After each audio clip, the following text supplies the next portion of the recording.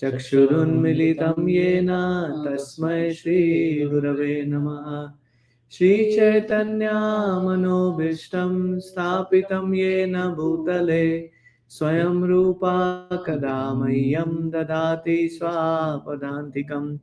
वन्देऽहं श्रीगुरो श्रीयुतापदकमलं श्रीगुरून् वैष्णवांश्च श्रीरूपं साग्रजातां सहगणा रघुनाथान्वितं तं सजीवं साद्वैतं सावधूतं परिजनसहितं कृष्णचैतन्यदेवं श्रीराधा कृष्णपदान् सहगणा ललिता श्रीविशाखान्वितांश्च।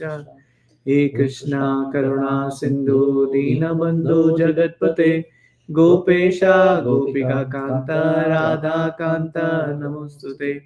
तप्त कांचन गौरांगी राधे वृंदावनेश्वरी ऋषभानुसुते देवी प्रणमामि हरिप्रिये। वाञ्छाकल्पतरुभ्यश्च कृपा सिन्धुभ्य एव च पतितानां पावनेभ्यो वैष्णवेभ्यो नमो नमः। नमो विष्णुपदाय कृष्णपृष्ठाय भूतले श्रीमते भक्तिवेदांत स्वामिनिति नामिने। नमस्ते सरस्वती देवे गौरवाणी प्रचारिणे निर्विशेषा शून्यवादी पाश्चात्य देशतारिणे। जय श्री कृष्णा चैतन्य प्रभु नित्यानंदा श्री अद्वैता गदाधर श्रीवासादि गौर भक्तवृंद। हरे कृष्णा कृष्णा कृष्णा हरे हरे हरे राम राम राम हरे हरे। मुखं करोति वाचालं पंगुं लंघयते गिरिं यत्कृपातमहं वन्दे श्रीगुरुं दीनतारिणं परमानन्दमाधवं Sri Chaitanya ईश्वरम्। Wonderful. Yes, thank you, Prabhuji. So today we are starting. We read the introduction about Nectar of Devotion. Today we are starting chapter 1. So I'm going to quickly share my screen.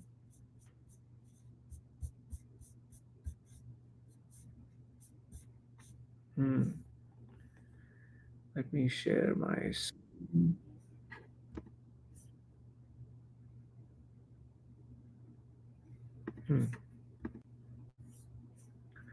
Hope you all are able to see my screen.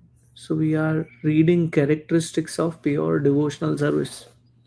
So when we were studying Gita, we studied talking about karma yoga, jnana yoga, ashtanga yoga, and bhakti yoga. These are the 4 yogas we were talking about. So the question comes in is, what is pure devotional service? When someone is practicing bhakti with attached to the results or attached to the activities, that is karma mishra yoga, which means what? It is mixed with karma. Some devotional service may be mixed with jnana. Some devotional service may be mixed with other yogas. So all those are mixed devotional service. What is pure devotional service? Where there is no karma, there is no jnana mixed, and at the same time, it is unmotivated, which means I don't have any desire what I'm going to gain out of it, and it should be uninterrupted, which means 24/7. So what are the characteristics of pure devotional service? That is what we are studying in this chapter today. So there are points which we will be discussing today, and this is going to combine Srimad Bhagavatam along with Bhagavad Gita and other scriptures to actually solidify that argument of what is the pure devotional service looks like. So Rupa Goswami, first and foremost thing, brings in the conversation between Kapil Dev and Devahuti. So now one may say, who are Kapil Dev and Devahuti? Because we haven't read Srimad Bhagavatam. So Kapil Dev is one of the incarnation of Krishna. He is non-different from Krishna. So he is one of the incarnation of Krishna, and he actually spoke the devotional service, how to practice that to his mother. So he is before Chaitanya Prabhu. This is before Chaitanya Mahaprabhu. Okay. because this is Chaitanya Mahaprabhu came in Kali Yuga. So Mm-hmm. that's the most recent incarnation. We say that way, right? Just before Kali Yuga started, just while Kali Yuga started, at the time he appeared, right? So Kapil Dev, he was instructing his mother Devahuti. He was talking about what is the characteristics of pure devotional service. What are the symptoms? How do I recognize what the pure devotional service looks like? So Kapil Muni says, my dear mother, those who are my pure devotees and who have no desire for material benefit or philosophical speculation. So, before coming to ISKCON, or before actually taking Bhagavad Gita in hand, our understanding of spirituality was way different than what should be now.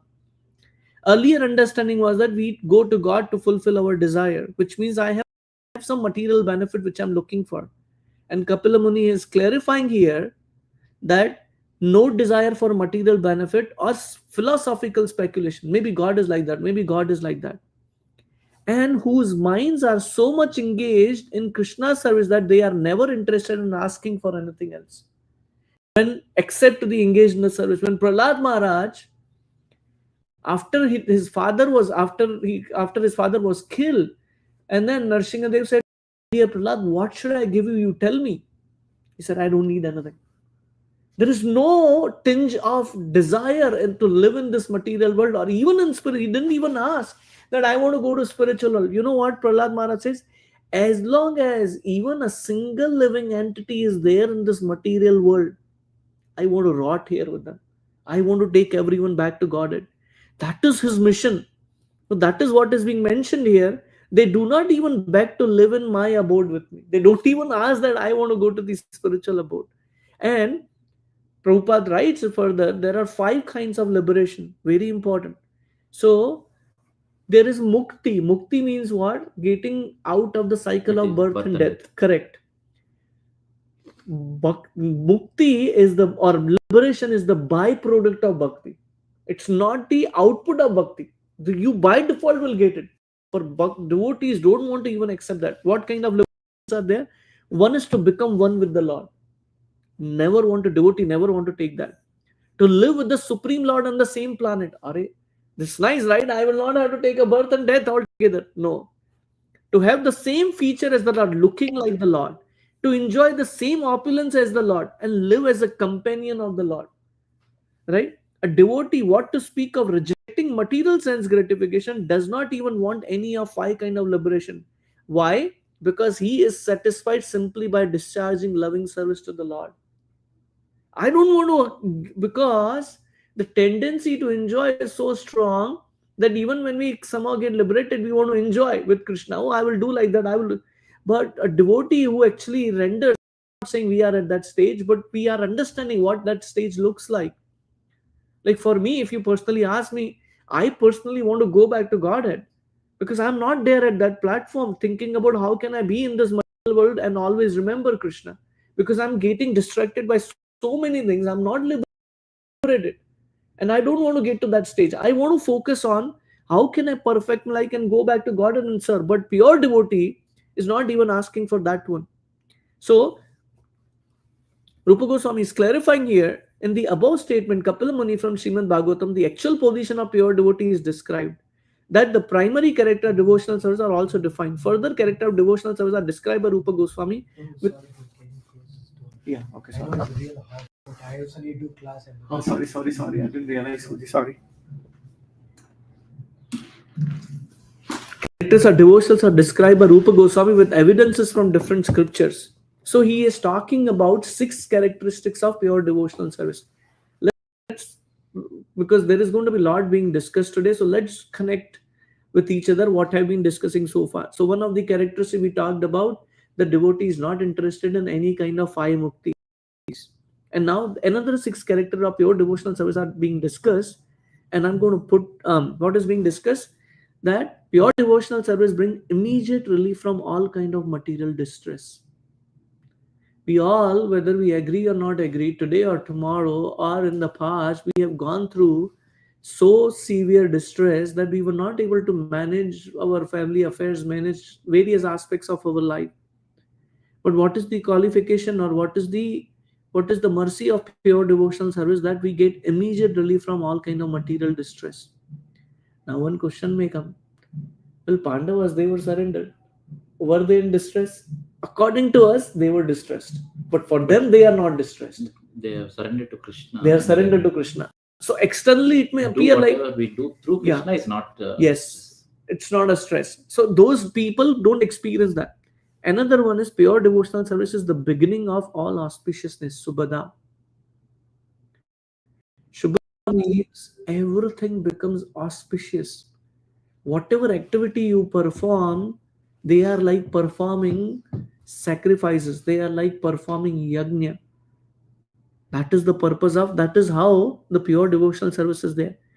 Third, devotional service automatically puts one in transcendental pleasure. What we are looking in this world for is material pleasures. I want house, I want opposite sex, I want car, I want possession, I want bank balance. But that we realize that doesn't give us happiness. But what is the true joy for the soul is the transcendental pleasure of remembering Krishna, irrelevant of however difficulties we are going through. Like Kunti Marani, what is she praying? That I want to suffer, I want to go through difficulty So that I one will after the remember. other, remember you. Who wants to suffer here? But she is inviting that I want to do it because that way I can be joyful. And the fourth one is pure devotional service is rarely achieved. And this is clearly visible. How many of us take up spiritual life? How many million people are there? How many accept bhakti? And even after accepting bhakti, how many of us actually really think that this I should practice bhakti, that this is my life, last life? I'm not doing that. I have to work on it for sure. That this is my last life, my Lord. I want to really work towards it. How can I make it in this lifetime? That's why you see, we read in Bhagavad Bahunan Janmanan Karta. I forgot the word's name, but basically, after many, many millions of birds, one soul tries to think that I want to attain action. And even after 100, after out of 100, hardly 10 comes to practice bhakti. Otherwise, they are distracted into this devata worship and that devata worship. And out of one comes who says, I want to seriously practice. It's so rare. And those in pure devotional service deride even the conception of liberation, which we were mentioning about. They don't want liberation either. And the last one is, it only, this pure devotional service is the only means to attract Krishna. You cannot attract Krishna by any other way. Either by doing austerity, either by reading scriptures, or reciting verses, remembering verses.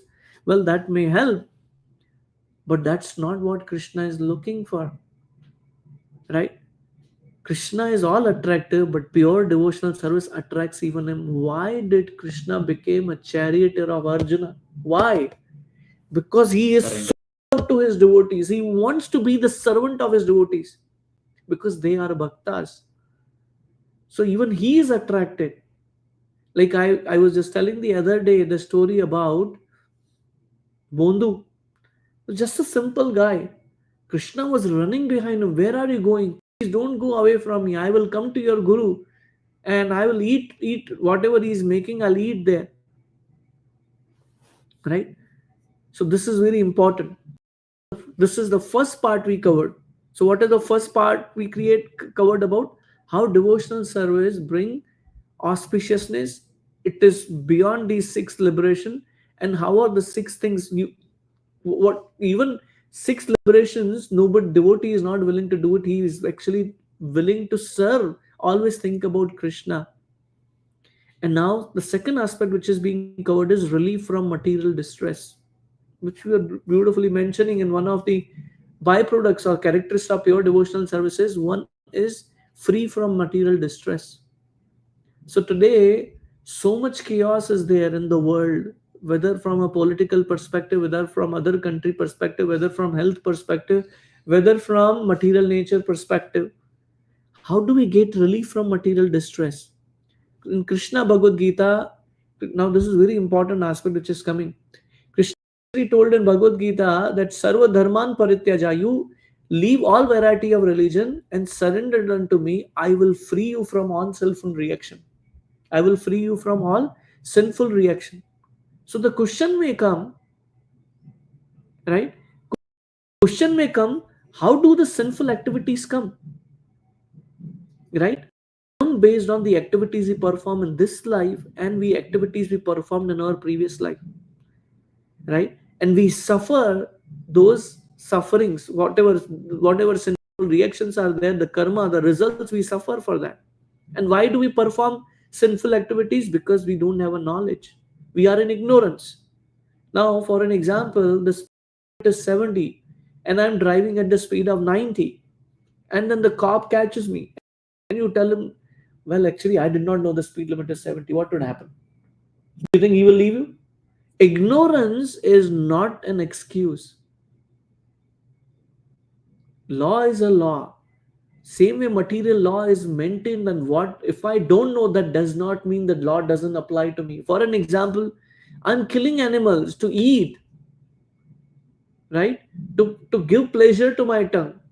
And then when reaction come, I say, oh no, I didn't know that after killing animals or after eating flesh, I have to suffer. Whose problem is that? I didn't read it. Whose problem? It's my problem if I'm not reading, right? So there are sinful activities which are of two kind. One is manifested, or one which is matured, and second is not matured. So what we are going through or what we went through, those are already matured. Whatever reaction we go through, whether it's a job loss, relationship issues, or family issues, parents issue, whatever is there, legal issues, whatever is there, that is karma which is already manifested, matured. But there is another sinful reaction which is not matured. We have no idea when it is coming, right? So the sinful activity which like I mentioned we are suffering, that is this thing, and which is yet to come is immature. For an example, Rupa Goswami gives a beautiful example. If a man have committed a criminal act and he thinks, oh, I'm not caught, he doesn't know when he'll be caught, but when he is arrested, which means the fruit has come now for those sinful reaction, right? In this way there is a chain of sinful activities, and there whatever is the concomitant distress which is going to come, and the conditioned souls which are we are suffering life after life due to our suffering. Dhritarashtra, many lifetimes back, he actually killed a lot of ants. So he had to actually pass many births until he get the credit to have 100 sons. It is considered based on the scripture, one gets the son after lot of this austerity and all that stuff, a lot of pious credit. So he had to attain those pious credit so that he can get So for him, 100 sons. So he had to go through a lot of austerity to birth get and 100 death sons. many times. And now he had to suffer what had happened because he did many lifetimes back. This is how tricky this law of karma is. Gandhari, what she did is, after the whole Mahabharata was over, she cursed Krishna. She cursed Krishna, because of you this war happened. Now we all know it's not Krishna who made the war happen, right? But she cursed him like these brothers fought. Your dynasty, your children will fight among themselves and die. And it happened. This was Krishna's arrangement, no doubt, because after Krishna was about to leave, he wanted to wind up the whole Yadu dynasty, and it happened. Yeah, that's what meant. Correct. It's not that he wanted karma and all Yes, that. yes. Karma doesn't apply to Krishna. I'm just giving an example, right? So, whatever sinful activities which we are performing now without even our consent, we have no idea that how many sinful activities we are performing, those reactions are yet to come. So, some of them come in the form of a chronic disease, legal implication, or having a very low financial life, struggling on that, right? All that is coming based on our activity, right? But all of these reaction to sinful deeds can immediately be stopped if we take Krishna consciousness. That is the power. We have no idea we have a chintamani in our hand. This Krishna consciousness is such a sublime process. If we practice it, we actually can destroy all our past sins. Not only that, but also the tendency to perform sins. That is a very important. Parikshit Maharaj asked this question to Sukadev Goswami.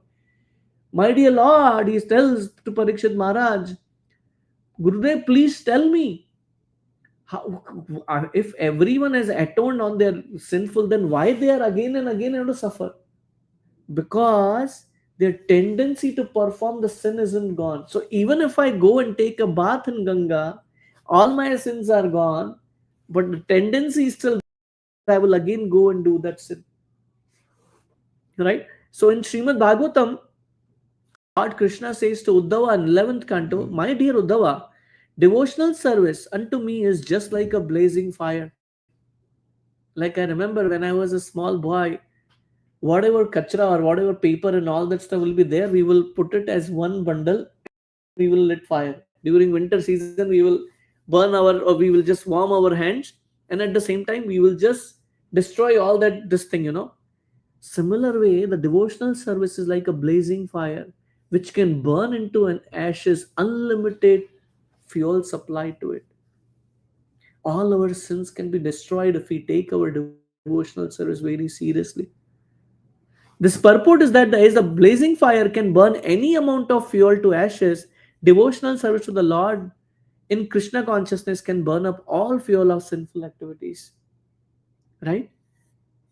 Other point which Srila Rupa Goswami is mentioning, that in Srimad Bhagavatam, again discussion between Devahuti, who is a mother of Kapila Muni, she is telling, my dear Lord, though he is actually her son, she knows that he is a supreme personality of Godhead. So she is telling, my dear Lord, there are 9 kind of devotional service. We talked about Shravanam, Kirtanam, Vishnu Smaranam, and Pada Sevanam. Anyone who hears about your pastimes, who chants about your glories, who offers you obeisances, which means what? We are discussing about Lord's pastimes now. And when we chant Hare Krishna Mahamantra, we are chanting his glories. And we offer our obeisances. We think of Krishna. Like this time we are just discussing about Krishna. Any of these 9 activities are performed even if the person is born in a very degraded family. The top degraded family is called as dog eaters, who actually eat the flesh of the dog. They can also immediately become qualified to practice bhakti. What is a beautiful example? We remember Mrigrari. He was a hunter. He would kill animals with the arrows. Came in association with Narada Muni. And what a transformation happened. When Narada Muni comes to see him, he is a most perfect gentleman. He is actually looking on the street. If there are any ants which are coming on his way, move them and then walk. Same person who's killing animals. That's his devotional service. Wonderful example. Right? So this is very important. Even if a person is born in a degraded family, he can attain the highest perfection. Ratnakar. Ratnakar, very similar, like Mrigrari, would kill animals to run his livelihood. He became Valmiki, who wrote Ramayana. Imagine what a glory of devotional service. And here mentioned, person who is born in Brahmana family or in a family of dog eater due to his past activity. But if he performs devotional service by chanting Hare Krishna, Krishna Krishna, Hare Hare, Hare Rama, Rama Rama, Hare Hare, he is a perfect person to actually go back to God. In this regard, Padma Puran mentions some connection with the previous one, which is 4 kind of sins we were talking about. So, what are the 4 effects of the sinful activities? We talked about 2, manifest and unmanifested. Now, he further explains that. First is the effect that is not yet fructified, very similar to unmanifested. The effect that is lying as seed. So, what happens is now the weather is getting better, so you put the seed, but it doesn't fructify. So, it is still remaining as a seed. the effect that is already mature, right, and the effect that is almost mature. So again, two, unmanifested and manifested. What are the two categories of unmanifested? That is completely, it is not yet fructified, and the second one is still living like a seed. The plant is there fructified, but the fruit is not coming, and here it is seed. It apparently look like my life is going great, why are you talking about there is so much trouble to come? Because we have these karmas which are there, either not fructified or they are lying as a seed. And what are two manifested? One is already matured, and the last one is the effect that is almost mature, right? Which means I'm already suffering, and another one is, oh, our life is going, and all of a sudden something happens in our life. Nothing, nobody imagined that. This is another type of sinful reaction, right? Those effects described as almost mature refer to the distress from which one is suffering at present, and effects lying as a seed are in a core of our heart, where there is a certain stock of sinful desires which are like seed. We have no idea what we are thinking about and what it is going to bring it. The Sanskrit word for that one is kutam, means they are almost ready to produce the seed or the effect of the seed. An immature effect refers to the case where the seedling has not begun. Right? From the statement of Padma Purana, it is understood that the material contamination is very subtle. Its beginning, its fruiting, and results, how one suffers such results in the form of distress, are part of a great chain. We have no realization how much has matured, how much is yet to come, how much is just under the cover yet. Waiting. Waiting. We have no idea when it is going to come, in this lifetime or in future lifetimes. That's why one understand this, takes a bhakti very seriously. When one catches some disease, it is often very difficult to ascertain the cause of the disease, where it originated, and how it is maturing. The suffering of a disease, however, does not appear all of a sudden. It actually takes time. And as in the medical field, for precaution's sake, the doctor injects a vaccination to prevent the growing of the contamination. The practical injection to stop all this fructification of the seed is to engage in Krishna consciousness.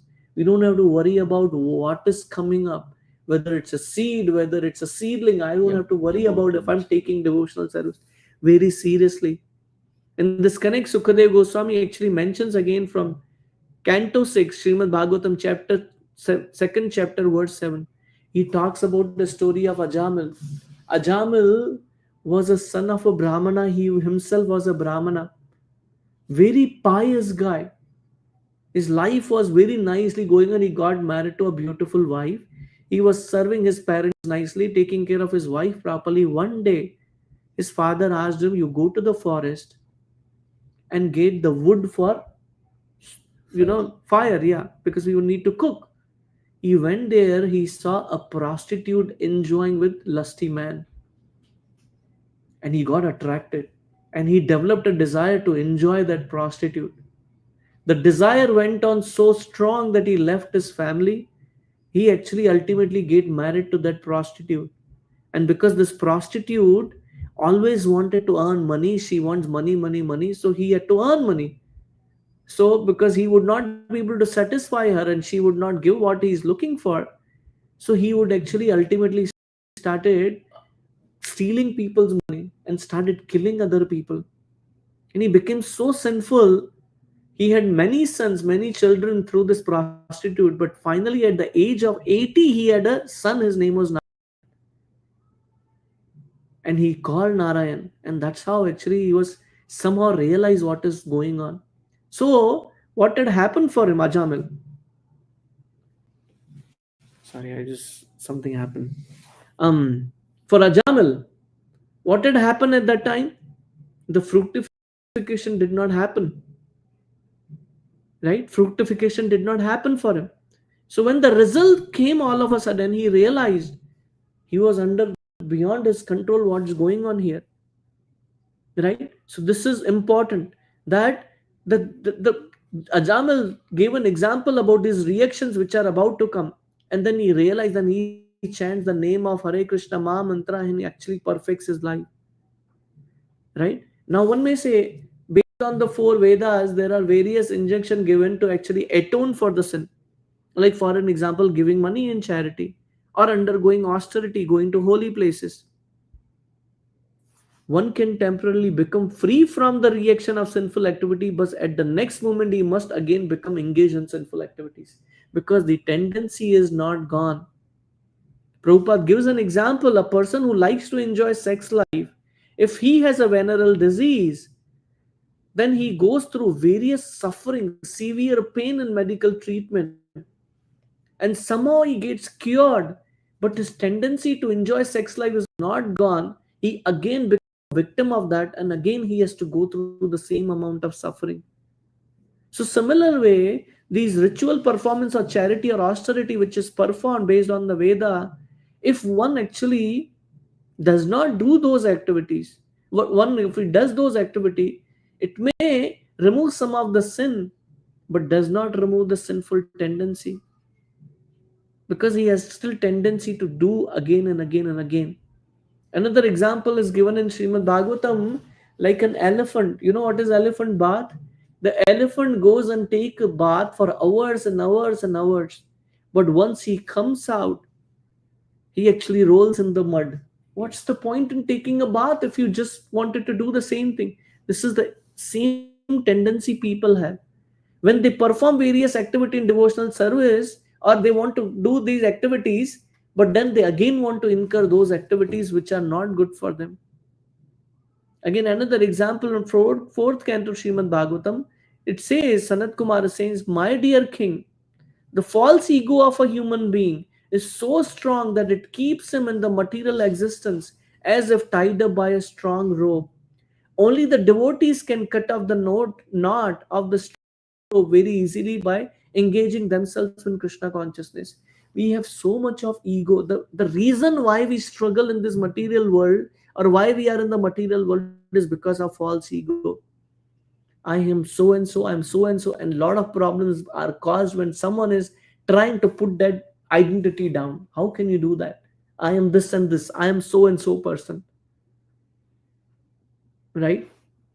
So that's why people who are not in Krishna consciousness, whether they try to be great mystics or they perform they do ritual performance, cannot advance like devotees because you have a jackpot given. And why is that tight knot of false ego? Is because of ignorance. As long as we remain ignorant of our identity, which is Jivere Swarup Hoy Krishnere Nityadas, our real designation is to be the servant of God and be the servant of the servant of the servant. That's why we are entangled here. And this all ignorance can be removed by the light of Krishna consciousness, which is mentioned in Padma Puran, that pure devotional service in Krishna consciousness is the highest enlightenment. It's the highest enlightenment. And when such enlightenment, it is just like a blazing forest fire, destroys everything which is inauspicious. Right? Like a forest fire which happens, whatever is there in that forest, everything is destroyed. So let's summarize what we discussed so far.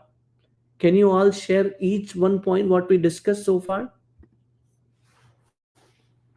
Nimesh Prabhu, you want to start? Yeah, like everybody will be having different, like about to mature, uh, already matured, it is in seed kind of thing, like all our karmas, but it is not yet executed, but it will be waiting. Correct. The results of our sinful activities, they are in six forms. Initially, we talked about manifested and unmanifested. Matured and unmatured. Thank you, Prabhu. Matured means the result has already been accrued. We are already facing that, or we already faced it. Second one is yet to come. So again, there are two subdivisions into that one. One is it is about to manifest. First is already manifested. Second is about to manifest. These are manifested. And what are unmanifested? One is haven't fructified yet. Second is still in the form of a seed. So they are waiting. Wonderful point. Prabhuji, one more question here. Yeah. Like, if it is not unmatured, and Hmm. we are in completely into Krishna conscious and making chanting everything, it It chances of destroys. It destroys. destroys it. Okay. The the biggest sin which cannot be cleared up is in the seed form. So Okay. any other activity you perform, you cannot clear that. Only devotional service has the ability to actually even clear that. Hmm. That's the power. Thank you. Any what are the other points we discussed? Momita Mataji, you want to add something? Yes, Prabhuji. Basically, when we are doing the bhakti, we have to be sincerely doing it, not like a mixture bhakta that you Hmm. said earlier before. You have to do your own due diligence to perform it right way, Hmm. not like you're doing something else and then you're chanting in between. And then, because I heard that when you chant like let's say one cycle, if it is Hmm. something got interrupted, you have to start all over again, right? It's okay. Krishna is very merciful. We are okay to do that. That's why a lot of devotees, because we are not Satya Yoga product, we are Kali Yoga product. Our mind always goes here and there, so it's okay. But try our best to bring our mind back to Krishna. Yeah, I'm starting doing that, Prabhuji. Thank you. Thank you. That's a good, wonderful point. I have a question for all of you. So in four Vedas, it mentions that you do charity, you do this dan, you do this dan, you do water dan, you take care of that. Why we don't do that? Why should we do devotional service? um Any we try to give people money or something else to donate. We Hmm. don't know what they're trying to do with that money, because Hmm. if they're doing a bad stuff with the money, their karma is attaching to your karma. Very nice. Say I'm giving the charity to a nice person, he is utilizing the money in right way. So it's good. What's the problem with that? That's okay, because we don't know are they really doing it the right way. Yeah, so in this Because way, say for an example, in this, I'm just twisting the question a little bit. I gave it to a right person and he is utilizing in a right purpose. So question here is that will it remove my sin? No. no, No. Beautiful. Why will not it remove the sin? because the sinful activity you already did, it is stuck to your karma. No one can take that except you. Very nice. But I want to clarify this part. Looks like I did not make it clear. By performing these activities, one may even counteract previous sin. But the challenge is that the tendency to perform sin again is not gone. Like we gave an example about a person, Prabhupada said a beautiful example. A person who is attached to sex life or attached to certain activities which are not good for him, even he has to go through suffering, he finally recovered, which means from our Christian's perspective, his sins are gone. But the tendency to perform those sins is still there, so he will again get into those activities and again get into that cycle. But the devotional life is that not only removing all that happened in the past, but also to not perform that activity in future. This is devotional service. Am I making sense? Yes, Prabhuji. Wonderful. And these are the 6 points which we are discussing. We covered few, and I'm just going back. Where is that? Yes. So if you remember, we talked about these 6 points, and that's how we are taking one by one. What are the 6 things we discussed? Here are the seeds, but if we just go back to that point, and then we want to talk about what are these 6 points which Rupa Goswami is mentioning here. This is one, but I want to cover this aspect from here. The six, this is the point.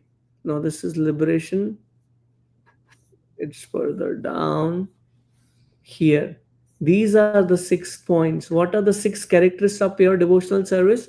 First and foremost, immediate relief from Immediate all from kind all of kind of material material distress. distress. That's the first point which we elaborated. Second point is beginning of all auspiciousness. And the third one is want into transcendental pressure. So now actually the second point which we are talking about is beginning of all auspiciousness. So far what we covered is this point, which is immediate relief from all kind of material distress. We covered various kind of sins at different stages of the sin, and how can we is atonement sin going to take care of that stuff? Well, may or may not, depending on how what kind of sins they are. But even if they do, the tendency to perform the sin is not gone, but bhakti has a power to even remove the tendency to perform the sin. Okay. If even if you do charity, whether where the bad karmas goes or not, but if you do the pure devotional service, 100% 100% it will guarantee. go. Yeah. Right, beautiful. So now we will cover the beginning of all auspiciousness. Okay, so this is first part we covered, relief from material distress. Now we are covering the second aspect, which is talking about bringing all auspiciousness. So whatever we covered so far, giving an example about the elephant bath and all that stuff, we gave an example saying that the tendency is not gone. Now how Krishna consciousness or bhakti, pure devotional service, is all auspicious. Rupa Goswami defines the definition of, he says that the actual auspiciousness mean welfare activities for all the people of the world. Very interesting. Now, just few lines before, we were discussing about, if I'm doing charity, if I'm performing various activity, that's a welfare work, right? People are opening hospitals, and is that welfare work? Yes, It's but good, now, but yeah, not going yeah, since. correct. So we will discuss that further now. At the present moment, groups of people are engaged in welfare activities in terms of society, community, or nation. There is even an attempt in the form of United Nations for World Health activity.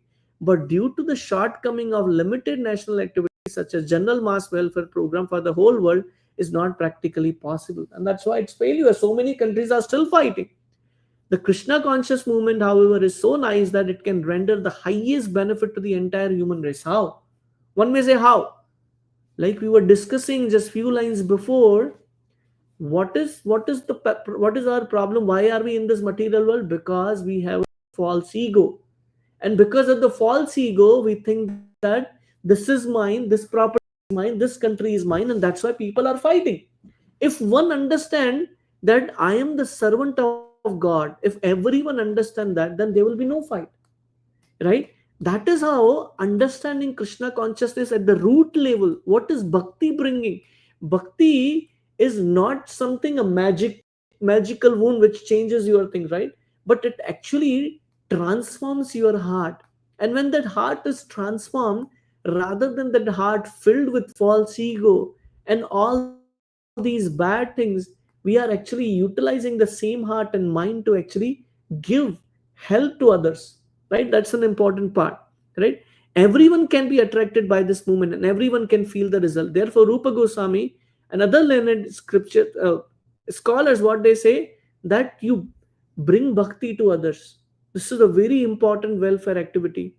And how the Krishna conscious movement can attract the attention of the whole world, and how each and every man can feel pleasure in consciousness is stated in Padma Purana. What is that? A person who is engaged in devotional service in full Krishna consciousness is to be understood to be doing the best service to the whole world. This is Padma Purana saying. And to be pleasing everyone in the world. In addition to human society, he is pleasing even the trees and animals, because they also become attracted by such a movement. A practical example was when Lord Chaitanya was going through Jarikanda forest, even tigers were chanting the name of Krishna, because he was not different from Krishna. And furthermore, a person engaged in Krishna consciousness, acting in devotional service, can develop all good qualities, Shubhada. It brings complete auspiciousness in your life. It helps resolving relationship issues. It helps taking care of other challenges in our life, because we understand why we are going through, right? Generally, devatas, demigods, they have all those good qualities, and where is it coming from? Krishna, it is coming. That's why Sukadeva Goswami, what is he saying to Parikshit Maharaj? My dear king, person who has unflinching faith. Unflinching is like when a lamp is lit in a windless place, there is no wind, then it's unflinching, it just goes. I'm sure we all have noticed, just the fire, the flame is very consistent. But when it is in windy place, it just goes here and there. Which means what is unflinching faith means? Our faith is not shaken away. Whatever happens in our life, good or bad, it shouldn't change our faith. surprised about my kids actually when they were just mentioning to other devotees the other day that they saw their mother leaving in front of their eyes. They did not have a single complaint. Why did it happen to them? They never thought that why Krishna had to take our mother. That's unflinching faith. I was just amazed with what their mother had taught them. Right?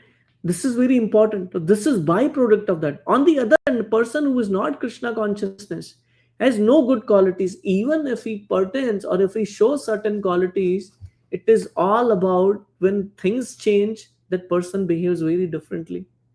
Right? I was just sharing the other day.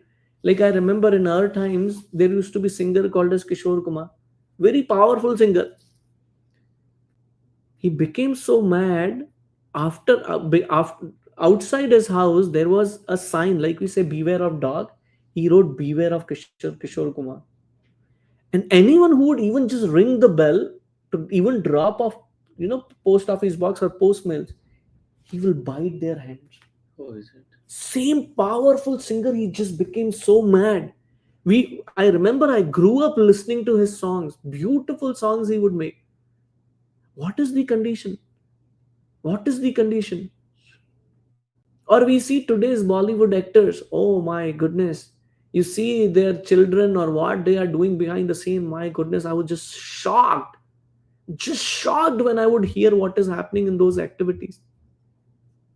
Like I remember a certain actor, I'm just picking one, Salman Khan. Wow, what an actor, what a performance he does. Oh, he was caught up in child abuse so many times. All right, these are our heroes. So certain people, it may appear like good qualities, but because they don't have Krishna consciousness, you don't see them actually having a moral character in their life.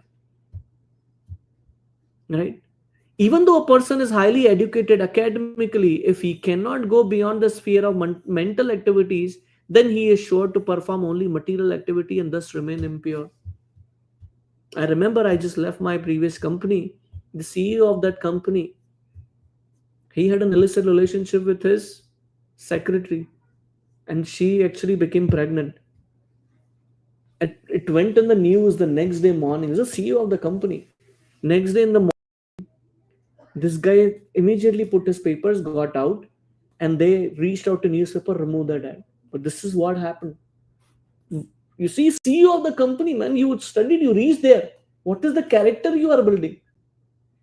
Right? This is the problem of material activities because they are mental plane, not under spiritual plane. Unless one does not actually penetrate this philosophy to core of our heart, it just remain a theory. We are all I'm speaking, you all are listening. Even if I'm speaking, but if I don't accept this philosophy and don't apply in it my life, it will just remain as a theory like a parrot speaking.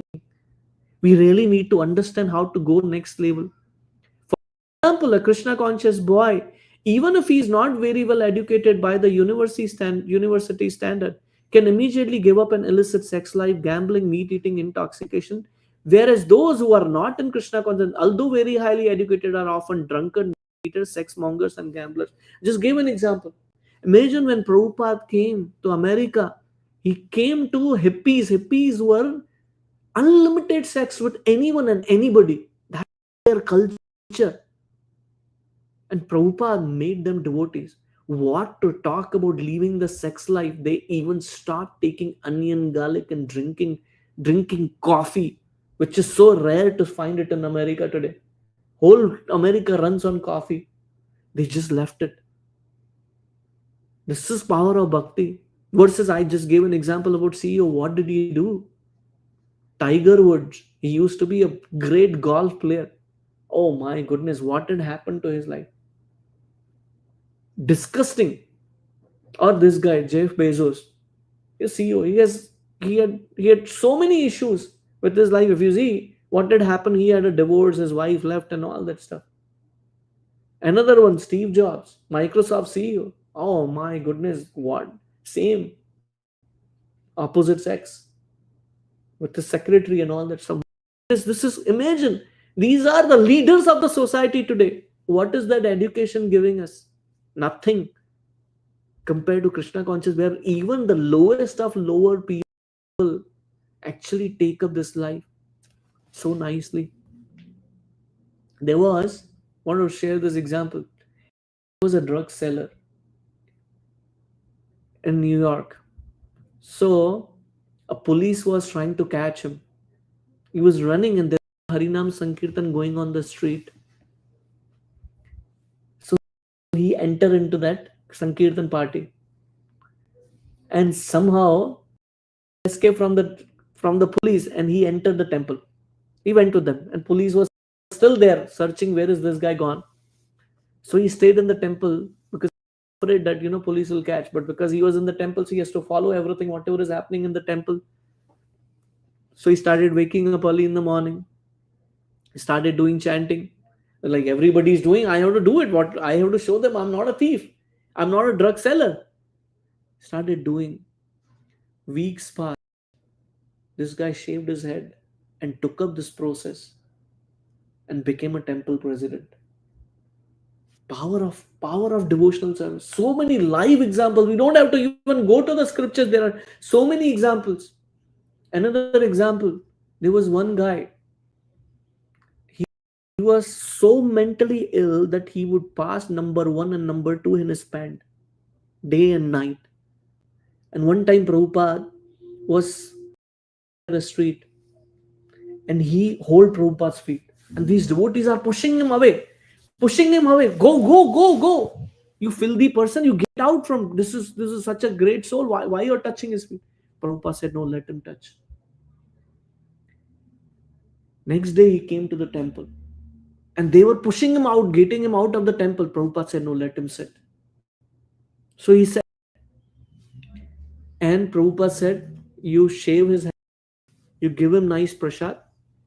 So he started staying in the temple. But in the temple, there was a rule that every morning after the breakfast prasad, they will go for book distribution, giving Bhagavad Gita and other books to other people so that they can also be nourished. So they will give him books also. He would carry those in the bag. And when they would, after the book distribution, when they will see and they will count how many books are remaining and all the books he took were sold out. So these guys were confused, man. How is he distributing? He's such a mentally ill guy. How is he distributing? So one devotee went behind him to see what is this guy doing. Distributing Bhagavad Gita, what he would say, he will give the book to other person's hand. Please take this. This person changed my life. He will change your life too. Please take this and take that book like that. And he would distribute hundreds and hundreds and hundreds and hundreds of books like that. He became the greatest book distributor. His mental illness was gone, left drugs, and became temple president. Power of devotional service. Live examples. And what are the live examples we have in cinema, theater, or whatever we discussed so far? What a filthy situation we are in. These are the real proof that people are leaving, drinking, and attending theater, unlimited sex life. They just forget everything and they just surrender to Krishna. This is how Krishna consciousness brings all auspiciousness. One who is not in Krishna consciousness usually cannot sit silently even for half an hour. The yoga system teaches that if you become silent, you will realize that you are God. This system may be all right for materialistic person, but how long will they be able to keep themselves silent? Artificially, they may sit down for so-called meditation, but immediately after their yogic performance, they will engage themselves again in such activities as illicit sex life, gambling, meat eating, and many other nonsensical things. There is an institution today, and it's actually I came from Pune, and they have a huge center in one of the posh area of Pune. What is their philosophy? Their Osho is the ashram. Their philosophy is you have unlimited sex. Anyone you want to have, you have unlimited sex. We will provide you everything. One day you will be fed up with this and then you will stop this. So this guy says you have unlimited sex in your life. What is this nonsense we are talking about? But a Krishna conscious person gradually elevates himself without endeavoring for this called silent meditation. And one develops the highest character. right? This is the beauty. So this is the second point which we covered. It brings all auspiciousness. We covered 2 points there. Irrelevant of however mundane education, however mundane scholar the person may be, he does not have a good character. But if we see persons who are even the lowest amongst the lowest, when they take up devotional service, what is the transformation of heart happens to them? They go to the next end where they forget about illicit sex, but they are actually leaving even onion garlic and wearing dhoti kurta, attending morning program every day. We have so many devotees. Amazing. This is Krishna consciousness. So I see it's 8:30. We will continue the next point, chapter 1 again. We will continue. Happiness in Krishna consciousness. How can we drive happiness in Krishna consciousness? So before I end, any questions or comments? Naresh Prabhu, you want to add something? I know you said you are reaching to me. Yeah, Prabhu, yeah, I reached to know. Yeah. Wonderful, Prabhu. Anything you were able to follow along? You want to add something? Uh, Nothing at the moment, Prabhuji. No problem. Anything else? Mohammed Machari, you want to add something? I have a question, Prabhuji. Just said the stuff that you said, like people have like unlimited sex life and all that, Yeah. and Yeah. after that, like a hippie culture, they become like your Correct. devotees. So that Yes. means their sin is gone. Yes. Every sin is gone. That's the power of devotional service. So we read two sections, Madhuri. The first Yeah. section we talked about when one takes the pure devotional service, all manifest, all what is that word you said, Prabhuji? Manifested. What is that? Mature and Matured and unmatured. not mature. All Mature and those mature. sins are destroyed. All the sins. See. All the sins. It's just unimaginable actually actually if you get an opportunity, watch Srila Prabhupada's memories where these devotees talk about what is the life they lived and how their life was transformed. Oh my goodness, that's just so magical. One time Prabhupada was asked by one of the reporter, Swamiji, can you show some miracles? Prabhupada said, I made those hippies to happies. Isn't it a miracle? And the reporter said, yes, that's true. Because government was struggling. Police was struggling how to control them. And Prabhupada did it just with love and with devotional service. Did I answer your question, Mamita Mataji? Yes. Yes. Thank you. Thank you. Any other points? Hmm. Prabhuji, just no, I have one more question, Prabhuji. Yes. So our sins will, will be broken only when we don't have again a rebirth, right, Prabhuji? Or Prabhu, let's say, rebirth is just a product. You will definitely go back to Godhead. Mukti is just so subservient to bhakti. Mukti is lowest in any of that. So bhakti, like for an example, today I was making ghee. When you make a ghee, butter is a byproduct. It will automatically come, right? Same way, the liberation will automatically come. Bhakti, when you perfect your life, when you practice bhakti, liberation will automatically come. But bhakta or devotee is not interested in liberation. He wants to serve the Lord, whether in this material world or in spiritual world, wherever Lord wants. Did I answer your question, Naresh Prabhu, or you wanted to add something? no, Prabhuji, I'm good. Okay, wonderful. Pimish Prabhu, you're good. Perfect. So I went 2 minutes over time. Please forgive me about that. We will continue next week. Vancha kalpatarubhascha kripa sindhubheva patitanam pavanebhyo vaishnavyo namo namah. अनंत कोटि वैष्णवृंद की जय शीला प्रभुपाद की जय शीला रूप गोस्वामी की जय समवेत गौर भक्तवृंद की जय. Thank you, Prabhu. Hare Krishna. Thank you, Thank Mataji. you. Hare Hare